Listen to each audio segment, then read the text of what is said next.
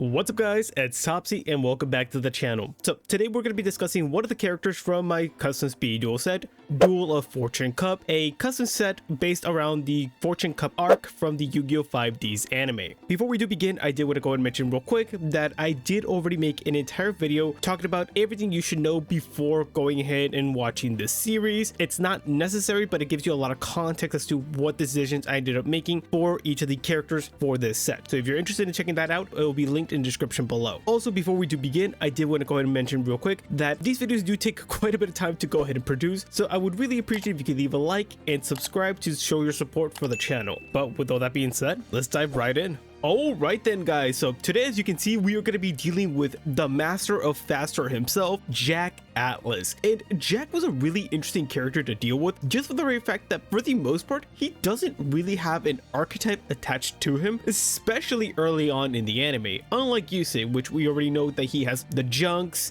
he has the synchrons, and etc. Nevertheless, there was a lot of interesting stuff that we could do with Jack, and playing into the more recent support that he ended up getting throughout the years. That being said, I'm really excited to go and share everything that I did, and of course, just like last time, we're going to go ahead and begin with both the skills that I ended up making. Alright then, so the first skill up for Jack we have here is King of Fusions, and this skill reads: once per turn, you can target one piece golem monster you control. You can treat it as a tutor monster for the synchro summon of a dark monster. Once per turn, you can discard one card to fusion summon one multiple piece golem using either Big Piece Golem or Medium Piece Golem face up on your field as one of the materials, and the other one from your hand or deck. Okay then, so immediately this skill tells you quite a bit going on regarding Jack's deck. We already know that the golem pieces are going to be very important for the strategy. Not only can you treat them as tutor monsters, which is going to be pretty interesting because it gives you a lot of flexibility with your synchro summons, but additionally you can actually actively make multiple piece golem, one of the series of cards that he ended up using in the anime against Yusei, which is a really cool reference, and I like those cards a lot. I'm a big fan of the way the skill ended up coming out. I think it does pretty much everything it needs to do in order to have a really fun version of Jack's deck. But of course, as usual, give me your thoughts on this one. I'm a pretty big fan of it. Alright, the next skill up for Jack we have here is a Master of Faster, and yes, just like Yusei, he also ended up getting his own field spell skill, and it reads: Master of Faster is unaffected by your opponent's card effects. This time around, I actually took the time to implement this part of the effect. During each of your standby phases, place one speed counter on this card, max 12. You can remove any number of speed counters from this card and activate the appropriate effect. 2 counters. Target one set spell trap card your opponent controls, reveal it. Then for the rest of this turn, it must remain revealed. This might seem like a really weird effect, but don't worry, it's going to make a lot more sense once you take a look at what the deck contains. 5 counters. Special summon one Resonator from your hand or graveyard. 7 counters. Target one card you control and one other card on the field, destroy them. And finally, 10 counters. Destroy all monsters on the field and then inflict 300 damage to your opponent for each of the destroyed monsters.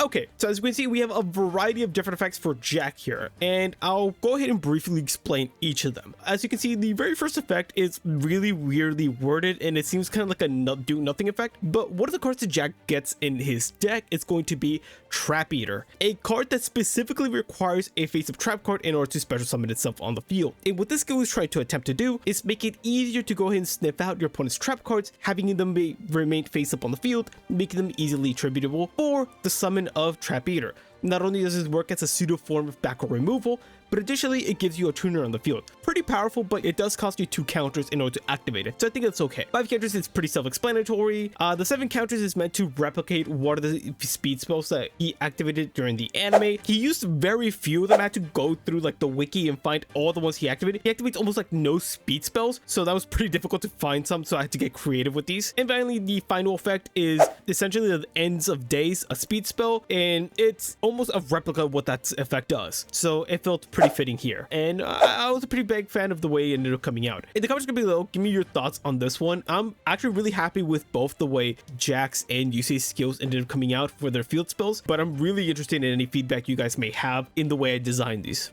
Okay, so now that we're done with all the skills, let's move on to the tuners. And the first one we're going to be discussing is going to be Trap Eater. As you can see, guys, we developed one of the skills to go ahead and work specifically with this card. This card is really cool, but the only issue is that it's extremely difficult to summon. I tried designing the boxes so each character does have like face-up trap cards that they can have on the field, so it's still somewhat easy to summon him out, but really iconic card that Jack ended up using in the anime, and I wanted to try and make him work. so that's why he's here. But right after this, we have nothing but Resonator, so buckle up. First one up is going to be probably one of the most iconic Resonators that Jack uses in Dark Resonator. This card in very low power ceiling formats is always like a staple tuner just because of the ability to survive a battle. So of course we had to add him here. It's one of the more reasonable power level of Resonators available to us to use. Next up, we have another level 3 Resonator with Flare Resonator. I like this card a lot. It does just enough to warrant some level of playability, giving your synchro monster an extra 300 attack points. I like that a lot. It makes Red Dragon Archfiend a lot scarier, and also some of the other synchro monsters that Jack gets in this deck. Moving on to our level 2 now, we have Force Resonator,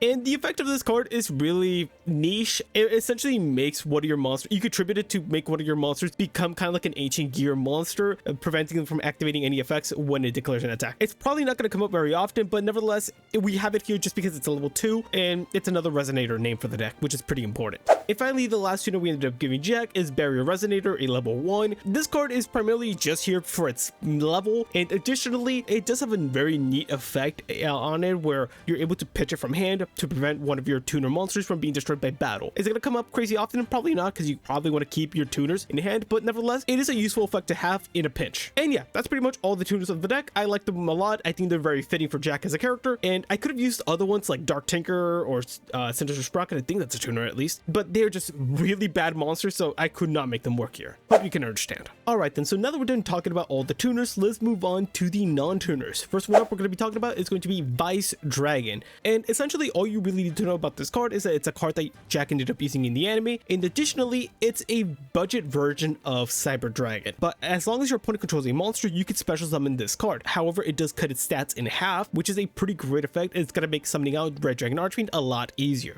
Really like this card, iconic from the anime, and I'm really happy to add it in here. After that, we have the big boy himself, Big Piece Golem, another level 5 monster for the strategy that gives us a pseudo easy way of bringing out big monsters to set up synchro plays in the future. Additionally, being able to summon out this card does also set up our fusion plays if you use the fusion skill, but nevertheless, it's just a great monster overall just to have a big presence for future synchro plays. And again, used it in the anime. On that same note, next one up, we have the level 4s with Medium Piece Golem. Again, main utility here is just going to be for the fusion summon of multiple piece golem, and that's about it. Continuing on with the level 4s, next up we have Mad Archfiend, the really awesome card that Jack ended up using in the anime, iconic as hell, and overall just a decent level 4 monster. However, we do have its upgraded version as well here with Bone Archfiend. This card is pretty incredible, and it's one of the legacy supports that I ended up giving Jack, similarly how I gave legacy support to Yusei as well. And essentially what this card gives us the ability to do is either special summon it itself from the hand or graveyard, and additionally allows you to modulate a monster on the field's level by 1 by sending a Fiend Tuner or a Resonator to the graveyard. Overall, this card's going to give the deck a lot of utility, being able to go ahead and perform synchro plays a lot easier. I think it's powerful enough for speed duels, but again, give me your thoughts. Is it too powerful? I think it's okay, but let me know. Continuing on, we have Power Breaker, another iconic card that Jack ended up using in the anime. I believe, if I'm not mistaken, he also used this one during the Fortune Cup, but overall, it's just a big monster for Jack to have access to. And finally, wrapping up the non-tuners, we have Twin-Sword Marauder, another level 4 monster, and again, another card that Jack ended up using throughout the anime. For the most part, there's not a lot to say regarding Jack's monsters, just because a lot of them are just big, beefy cards that are trying to deal damage, and there's just no complexity to them. I like all these cards, and I think they're very fitting for the deck. Okay, so now that we're done talking about all the monsters of the strategy, let's move on to the spell and trap cards. Starting off with the spells. First one up we have is Mind Trust. This is a great spell card that allows you to get access to any of your Resonator monsters from the graveyard by tributing a monster you control. This works really great because of the fact that most of your deck is just level 5s and 4s, means that you're able to get access to most of your Resonators from the grave pretty easily. So I like this card a lot, especially if you pair it up with the fusion skill, give you free monsters on the field to go ahead and set up plays like that. I think it's a really awesome way of doing so.